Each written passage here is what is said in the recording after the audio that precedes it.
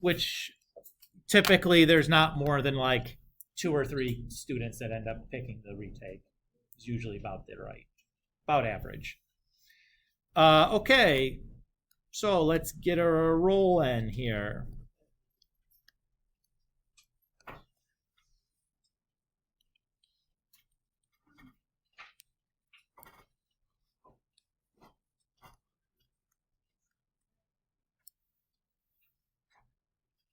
.2 is on the power reducing identities. There are 3 of them. Hi, Jordan.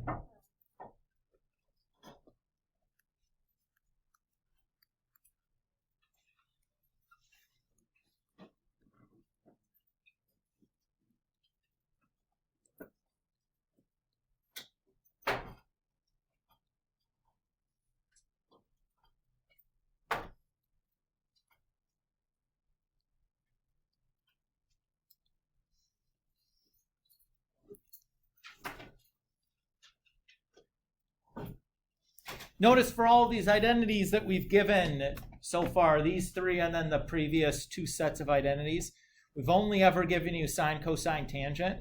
We never gave you cosecant, secant, and cotangent. Does that mean they don't exist?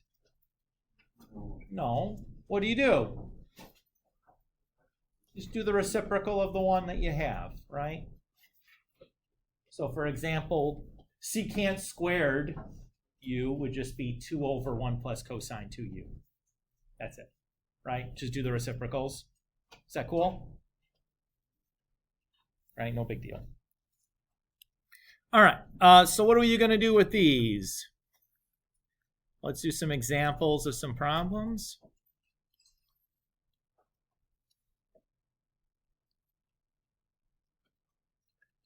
So evaluate using the power reducing identities.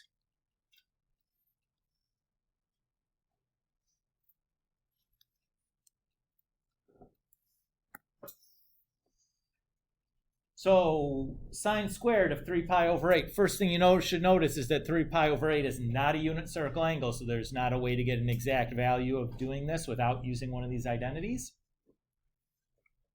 Since we're dealing with sine squared, I'm obviously going to be using the power reducing identity for sine squared.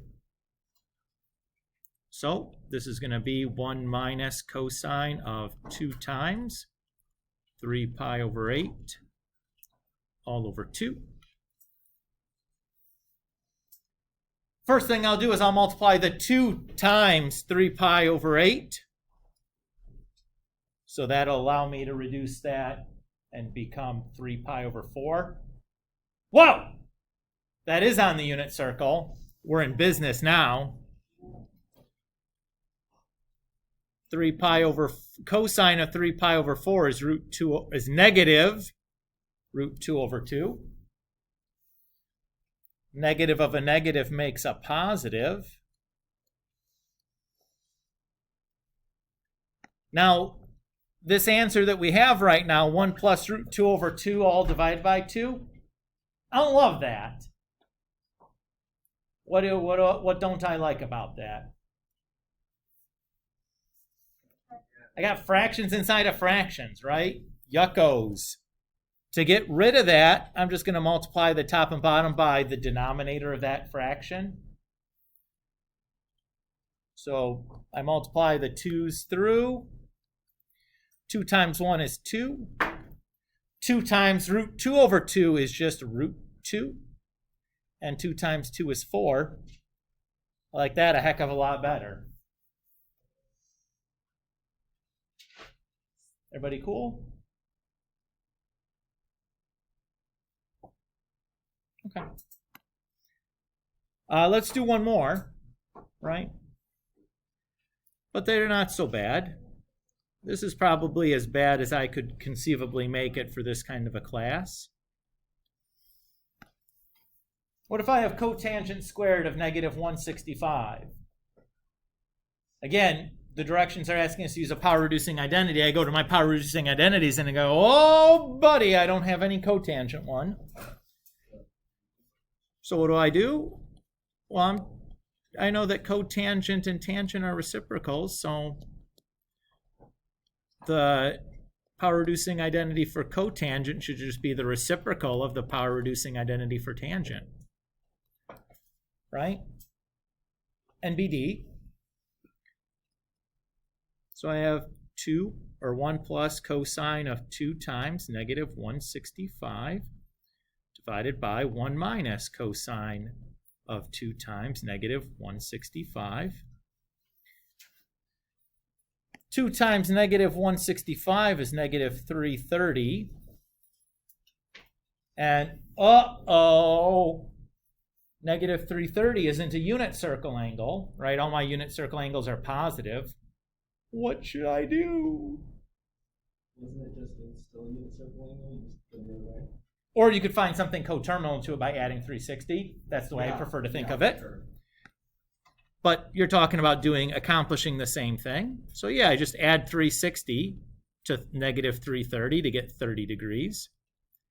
That is positively a unit circle angle. Yay!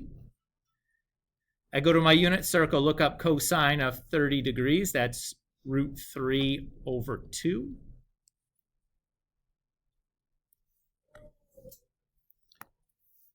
And then I got these yucky fractions on top of fractions again. Ugh. What can I do to get rid of that?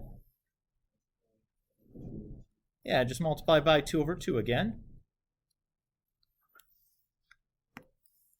So 2 times 1 is 2.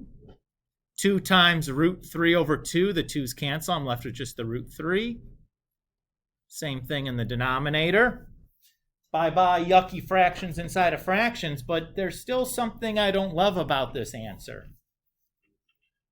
It's negative root in the negative. I got a root in the denominator. Yeah.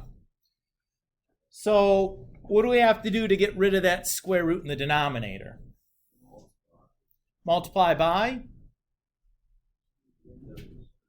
So multiplying by root 3 isn't going to hack it because it's going to distribute, and I'll end up with 2 times root 3. So it's actually something a little bit more complicated than that. But if you remember back to last year in your Algebra 2 class, we did talk about how to get the denominator, or to get a radical out of the denominator when there's addition or subtraction of a radical. To do that, we had to multiply by something called the conjugate. So the conjugate is the same thing as the denominator, just with the opposite sign in the middle. Because what we're really trying to do is create a difference of 2 squares when we multiply. And that'll make sure that I don't have a radical.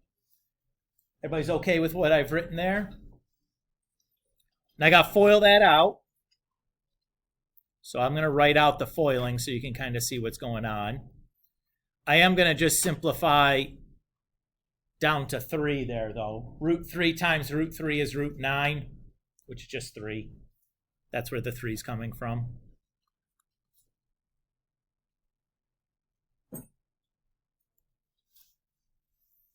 So if I look in the numerator, 4 plus 3 is 7. 2 root 3 plus 2 root 3. We can add common radicals by just adding their coefficients. That becomes 4 root 3. In the denominator, I have 2 root 3 and negative 2 root 3. That just zeroes out. And then 4 minus 3 is just 1. So I don't even need to write that in the denominator, right? Anything over 1 is just itself. So that's my best answer. That's kind of worst case scenario where you end up having to simplify down, right? You had to use a reciprocal identity that you had to come up with yourself. You had to find an angle coterminal to what you had because what you had wasn't on the unit circle. You had to get rid of the fractions inside of fractions, and then you had to use a conjugate to rationalize the denominator. This is as complicated as I can conceivably make a problem like this for you guys that I can expect you to do. That's kind of as bad as that kind of thing can get. Which isn't all that bad, right? The trig was very light. The algebra was kind of crummy, but it's all algebra that I've done before. Remembering to do it, well, that's, a horse of a different color, but I did it once before and knew how to do it okay. Hopefully with a couple of practices, you'll be back in the swing of things. We can also ask you to do some proofs using identities.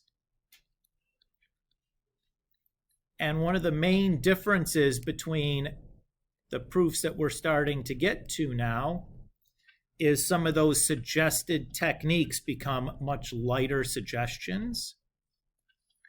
In particular, the starting on the more complicated side suggestion, now that we are introduced to these new identities, becomes much less of a strong suggestion. Mostly because all of these new identities that I got are able to go from something simple to something complicated really easily, right? So that direction becomes now really a lot more appealing than what it did in the previous chapter when all of my identities went from complicated to simple, right? Or were equally simple. Okay, so if I look at sine cubed on the one side, and I notice on the other side, the feature that gives me the hint as to what I want to do is the fact that I have a 2x over here. If I look at my identities, there's really only one identity that takes me to an x and gives me a 2x, and it's these power-reducing identities. So I know I'm going to be using those. The problem is that to use the sine power-reducing identity, I need sine squared. Right now I have sine cubed. But that's not a big deal. This is the trick. Just going to write sine cubed as sine times sine squared. Mr. Kulik, come on. Is that easy? Yup. Okay. Now I can apply my power-reducing identity.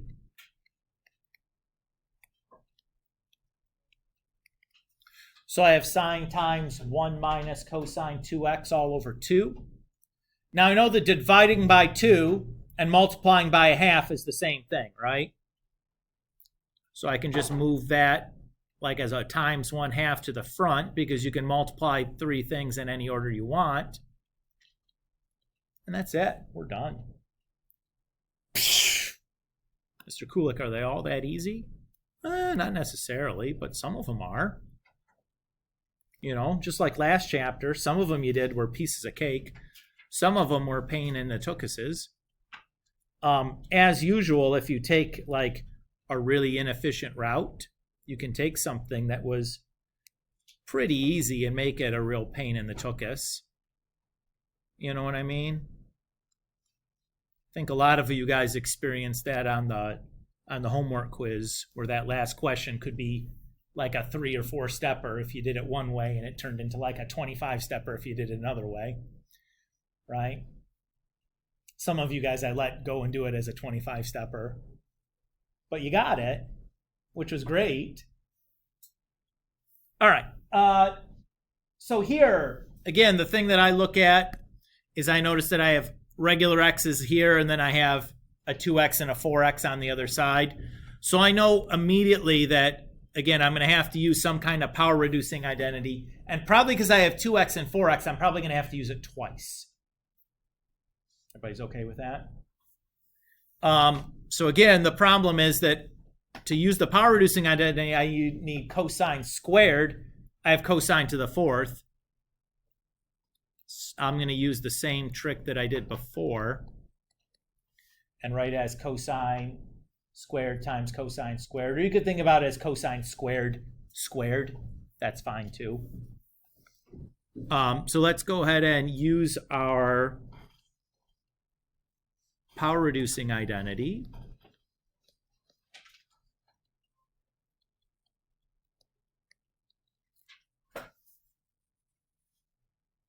To multiply the two fractions, I multiply the tops together and the bottoms together. To multiply the tops together, I got a FOIL. I'm going to just write out the FOILed out answer, not show the extra step there. And then the denominator is just 2 times 2 is 4. No biggie there. So far, so good? So what I notice now, hey, I have a cosine squared. And nowhere over here do I have any cosine squared, so I got to get rid of that next. Hopefully the power-reducing identity strikes you again, because that's the way this 2x is going to turn into a 4x. So I'll use the power reducing identity again. So I have cosine of 2 times 2x over 2.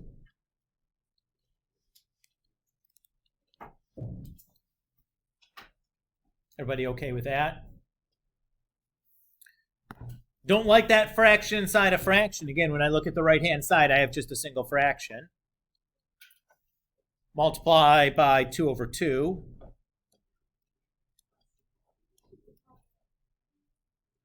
So 2 times 1 is 2. 2 times cosine 2x is 2 cosine 2x. 2 times 1 plus cosine 4x over 2. The 2's cancel, and I'm just left with 1 plus cosine 4x. I don't know why that turned from a 4 into a 2. That's just a typo. And now it's over 8. And then in the numerator, I just add the 1 and the 2, and bada boom, bada bing. That was what we're looking for. Woohoo!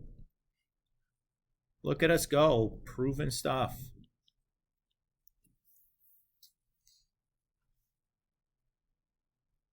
Again, not super long, provided you went, a sensible route.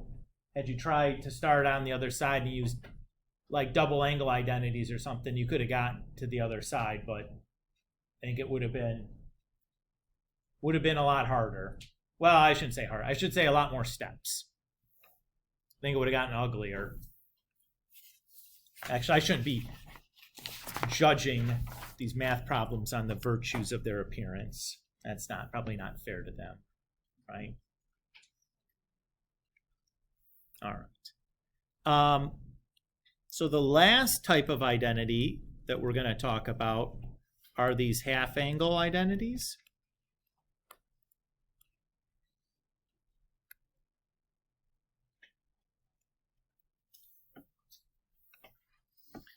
And again, we have 3 of these.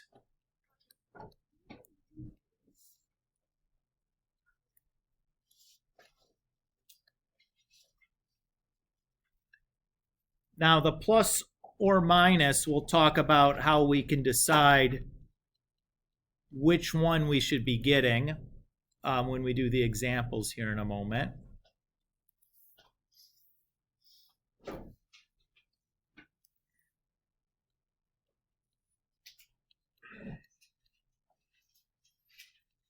And the tangent one actually has 3 versions. You're free to pick which version you want. Most of the time, it won't really matter, but as we've seen before, depending on which version you pick, you might end up with something that's like easier to handle one way versus another way. I don't know why I turn those into x's. Those should obviously still be u's.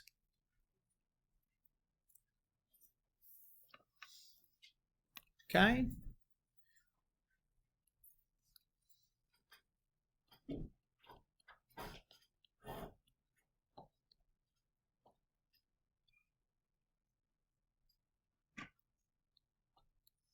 Okay, so let's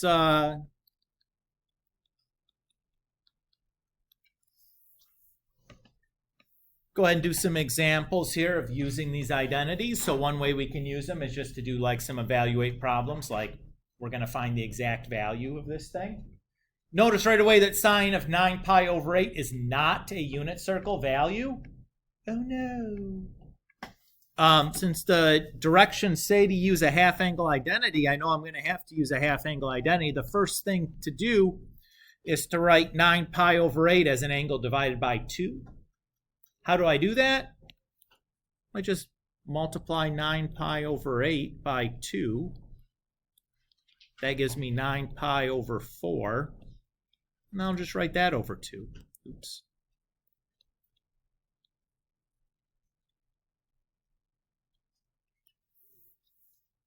Right? Multiplying by 2 and then dividing by 2 didn't do anything. So it's okay to do that. But I have to write it as something divided by 2 in order to apply my half-angle identity. You get me? Okay. So then I'll use my identity.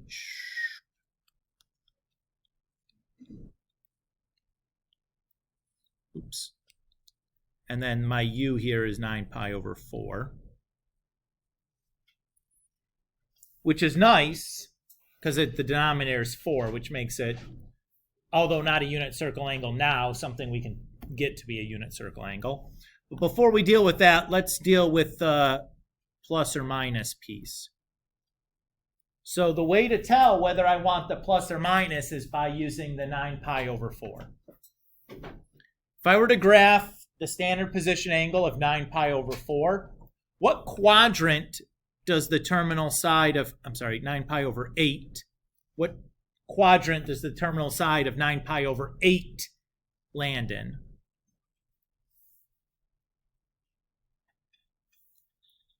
Should be something you can do in your head, right? 0, pi over 2, pi, 3 pi over 2. So starting here, a little bit over more than pi, should be in quadrant 3, right? Should be able to kind of think that through in your head. You know, 9 pi over 8 is bigger than 1 pi, smaller than 1.5. Got to be in quadrant 3. In quadrant 3, I know all silly turtles crawl, so sine should be positive or negative in quadrant 3. Negative. Very good. So I want the minus version, not the plus. Everybody okay with that? Not complicated. You have to remember to do it. And then the biggest thing for students is remembering that you have to start with the 9 pi over 8 and not the 9 pi over 4. Right? You have to start with the original angle measure, not the angle measure divided by 2 kind of thing. All right. Anyways, so 9 pi over 4. 9 pi over 4, not a unit circle angle. It's too big. What should I do? Find something coterminal to that. How do I do that? Unit circle. Subtract 2 pi. Yeah, which with a common denominator is 8 pi over 4, which leaves me with just pi over 4. Or you could look on the unit circle and just, go around more than once. It's fine either way. If you're a visual dude, do it visually. That's no big deal. So I go to my unit circle. I look up pi over 4. Cosine of pi over 4. That's root 2 over 2. We don't love that, though. What don't I love about this? Fractions inside of fractions. Barfaroni. What do I need to do to get rid of them? Multiply by 2 over 2. That's close. Not quite right, though. Should be the square root of 2 over 2. Why do I need the square root on there? So I can multiply it inside the square root, right? If I do square root 2 times square root 3, that's square root 6. If I do square root 2 times 3, that's just 3 root 2, right? So we have to have that square root around there to get it inside. But then it works just like we expect it, or want it to anyways. You know what I mean?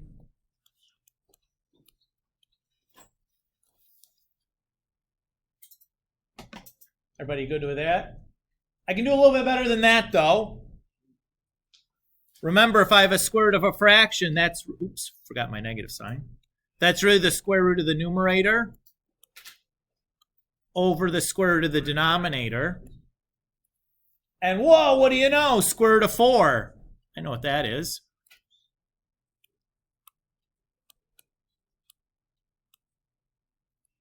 That's just 2. Can I reduce?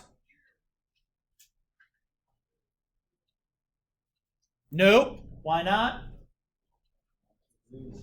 I got stuff inside the radical, stuff outside of the radical. You can't reduce insides with outsides, right?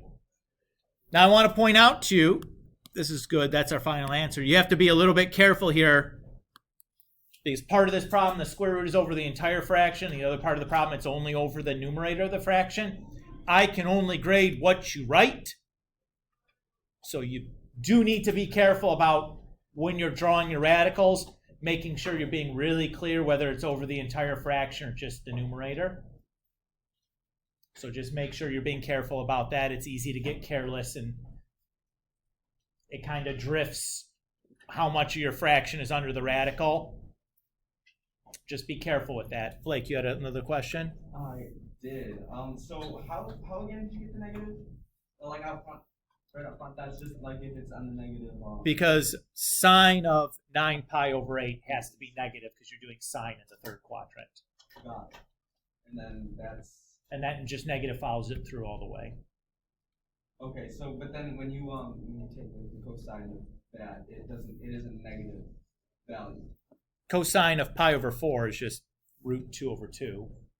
It just had a subtraction symbol in front of it in the problem, in the identity. So then how is cosine of 9 over 4 negative? It's not. The formula for the identity had the subtraction symbol in it. Uh-huh.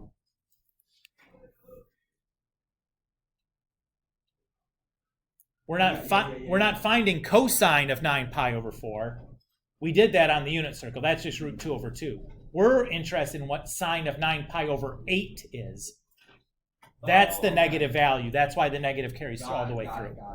Remember, we're doing this problem, which has to be negative because you're in the third quadrant. Cool? Okay. Let's do one more. Right?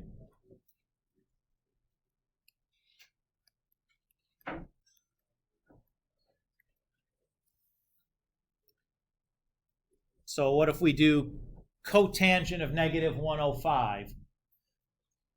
Oh no! Instructions ask me to use a half angle. I go look at my half angle identities. There is no cotangent one.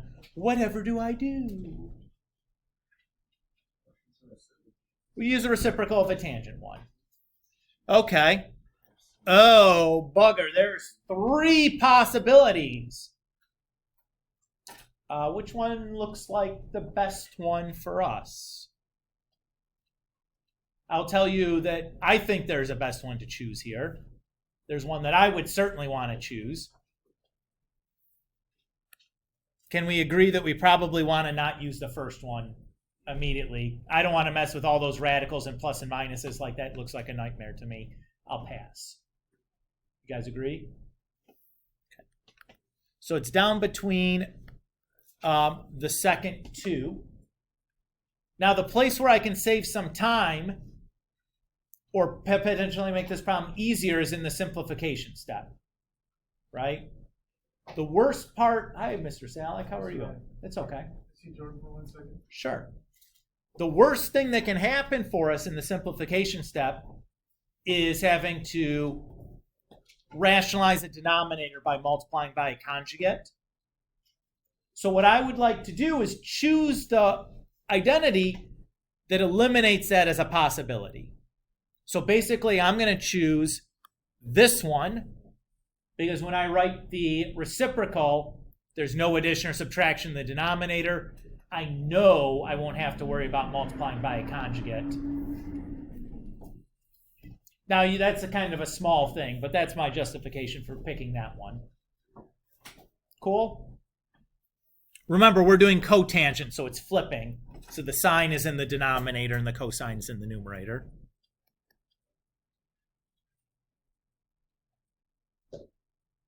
But before I can do any of that, I guess I better rewrite this as something divided by 2, right? 105 is negative 105 is negative 210 divided by 2. Now I can go ahead and do my flippy floppies.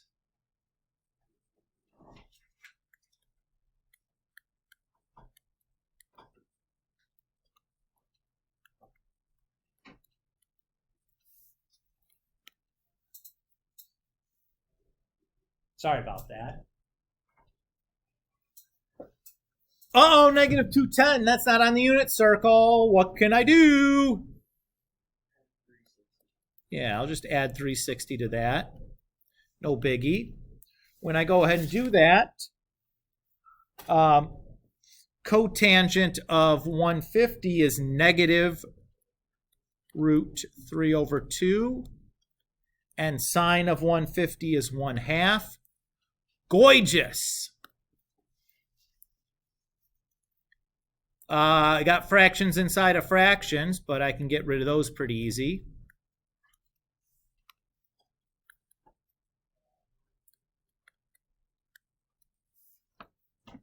Which just gives me 2 minus root 3 over 1. I'm not going to bother writing the over 1 part, though.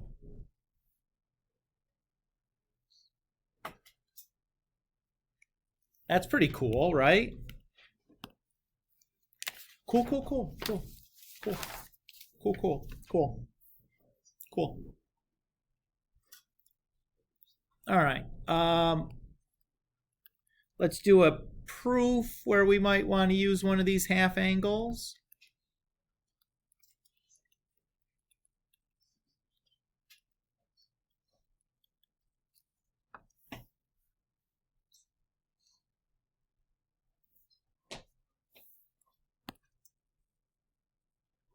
So again, when I look at this one, the first thing I notice is I have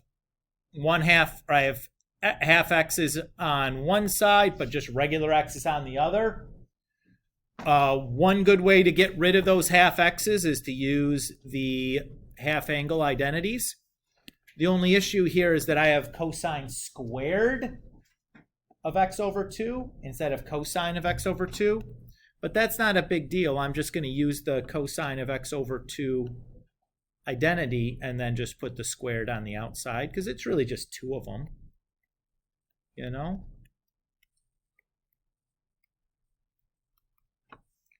Oh, and boy, am I glad that squared is there because that makes the simplification way easier. Because I have something squared, the plus or minus goes away, right? Anything squared has to be positive. In addition, the square is going to cancel the square root, which is totally radical.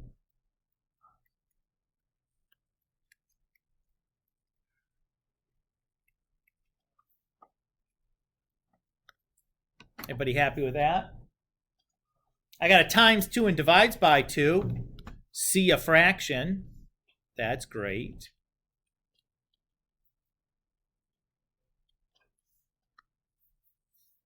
Well, I guess we better distribute this secant through. That looks like about time to do that.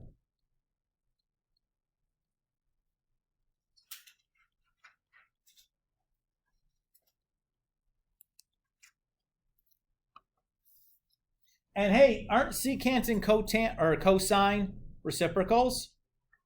If I multiply 2 reciprocals together, what do I have to get? 1. And that's what I'm looking for. Now I skipped a step or 2 in getting the 1 there, but I just kind of said what I was going to do aloud. I'd expect you guys to show me that extra step, but these are notes. We're talking. I don't want to write anymore. I'm just over it. You guys get it. You're over it already.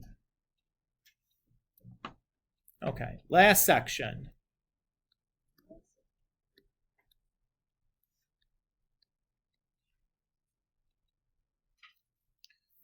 So up until this point, the proofs that we've used have all been relatively obvious what to do because the key has been using the identity in the section of identities we've been studying.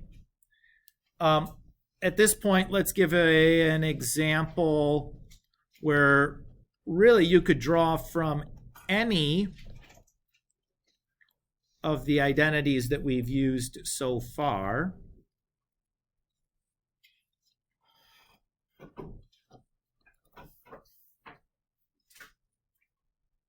So I have 2 cotangent 2 alpha equals cotangent alpha minus tangent alpha. The thing that I look at here that I'm interested in is the fact that one side has the 2 alpha, the other side has just regular alphas. So the identity that I'm going to look for is one that's going to change that 2 alpha into just regular alphas. Cool. Okay, let's go to the identity sheet, take a look. So we got two real choices here. I can use the, I thought I had the highlighter. I can use the double angle, or I could use the sum and difference. I could use it as a sum like alpha plus alpha. Looking at the two choices though, boy, the double angle looks a lot more appealing to me because it's way less stuff going on. And I'm supposed to be getting something pretty simple. So that's the route that I'm going to do. Note here that we have cotangent though. So I'm going to be writing the reciprocal of this one.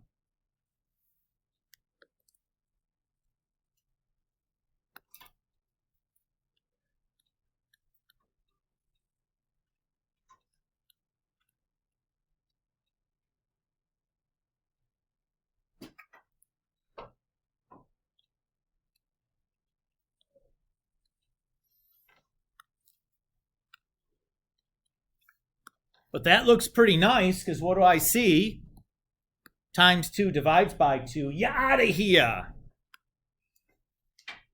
Which is great because there's no coefficients on the right-hand side.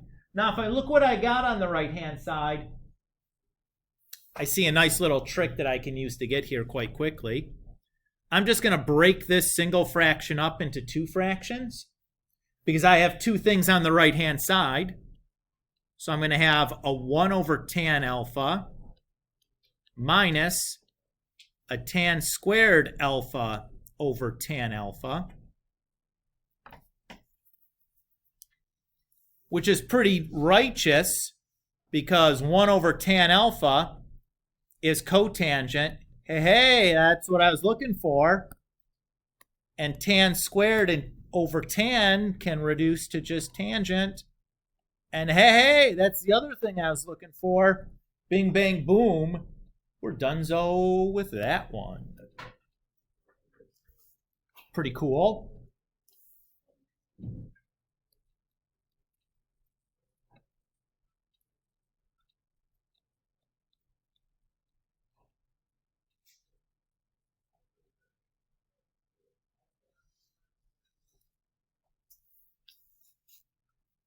Okay. Couple solving examples and we're done with this stuff. Yay! So, one of the big advantages of these new identities is with solving, particularly when we have coefficients on our x. Remember last chapter when we had the coefficient on the x, we had to do some weird stuff to kind of make it work. We had to start by finding the infinite solution first, and then when we divide the x over, it has to divide to the coterminal factor also, and then we had to generate our answers inside. It was kind of a hassle. I can avoid having to do all of that by using identities just to get all of these coefficients to just be x right from the start. So I don't ever have to do any dividing the x value by anything. Cool. All right, well, let's go. We're going to look for a way to make cosine 2x just into x's. So again, I can either use the double angle, or I could think about it as a sum. I like the double angle because it has so many options there for us. So which option looks like the best one for us? We have cosine 2x equals sine x. There's a correct answer to which one would be the best one for us. Third, why is that, Blake? You're right. Well, yeah, it's because now I have only one kind of trig function, right? So we can open up the possibility of factoring things. That's exactly right. So now I have just sine x's, which is fantastic. So I'm going to add 2 sine squared x to both sides and then subtract 1 from both sides. So I got all that junk onto one side. That looks like a quadratic to me. Forgot the 2. 2 sine squared x plus sine x minus 1. So we got to multiply to give us 2 times negative 1. Got to add to give us 1. That's 2 and negative 1. So I have 2 sine squared x plus 2 sine x plus negative 1 sine x minus 1. I'll make my two groups. I can take out a 2 sine x from the first group and take out a -1 from the second group. Notice that each of these terms has a sine x plus 1. So I can factor that off. And I'm left, the other group has to be 2 sine x minus 1. Now that we have this factored, we can set each factor equal to 0.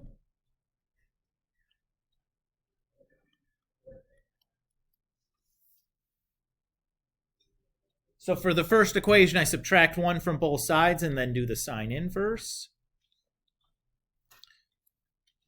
Sine inverse of -1 is 3 pi over 2. That's a unit circle lookup. And then for the other equation, we'll add 1, divide by 2, and then do the sine inverse. Sine inverse of 1/2. Again, that's a unit circle lookup.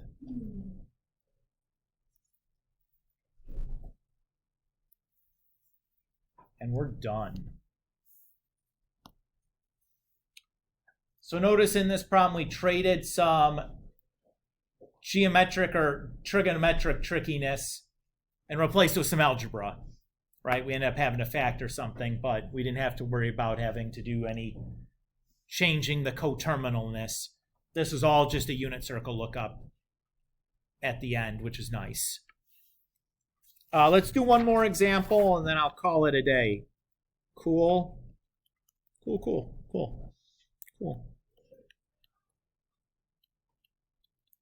Let's do this one. This one's kind of tricky.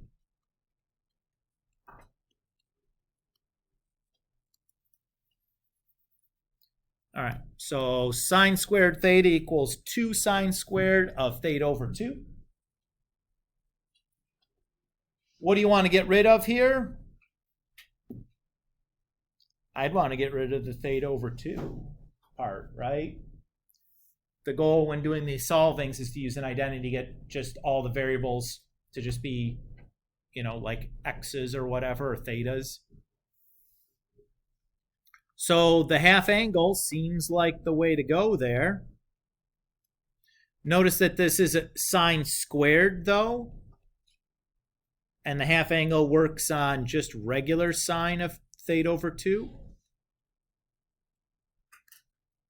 But I like that even better when I see the squared on the theta over 2.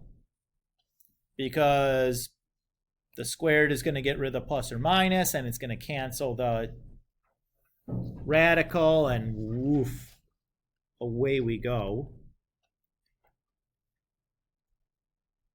Because those things are all a hassle to have to deal with, right? I don't want to have to solve an equation with a plus or minus in it or a radical. Yuckarooskies. Times 2 and divides by 2, get rid of that. That's nice, no fraction now. Looking better by the minute. I don't know why I turned this into an x halfway through. That should obviously just be a theta, right?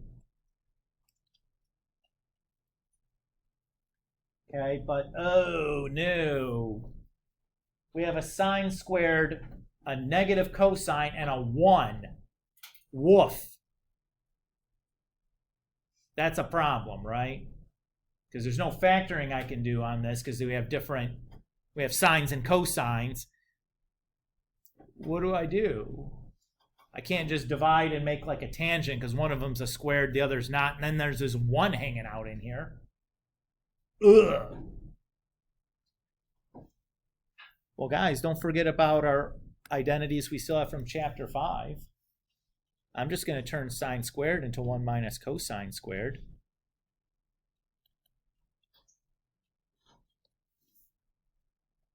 Problem solved.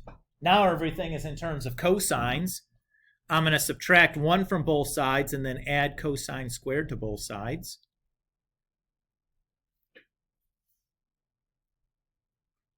Then I can just take a greatest common factor of cosine off.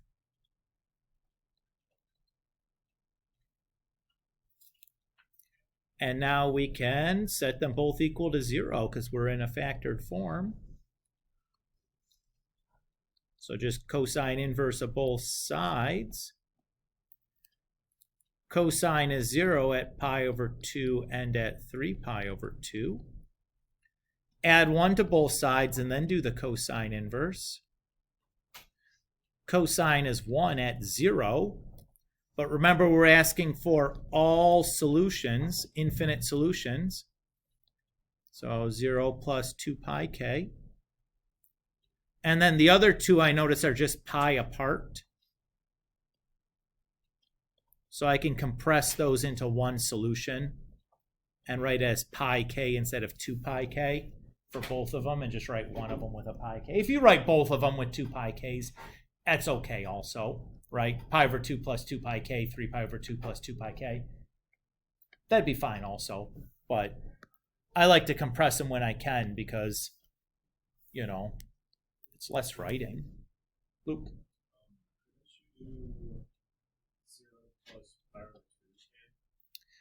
You can't because pi isn't an answer.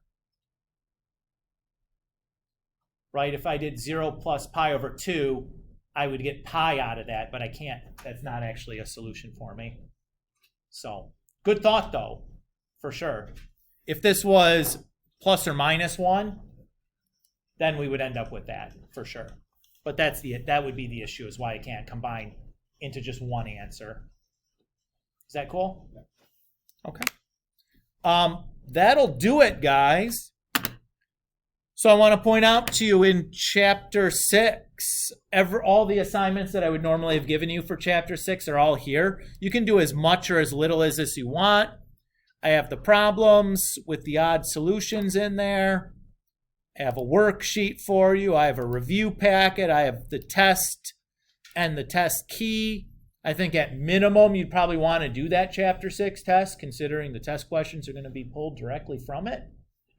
I don't know why you wouldn't want to do that, but if we look at the Chapter 6 test, it is pretty much exactly what we've done these last 2 lectures. So evaluating things with sum and difference identities, evaluating using power reducing, half angles, identity, prove some identities, couple of solvers. Pretty standard stuff. Not too bad. Again, notice that Chapter 6, the techniques are identical to the things we did in Chapter 5, right?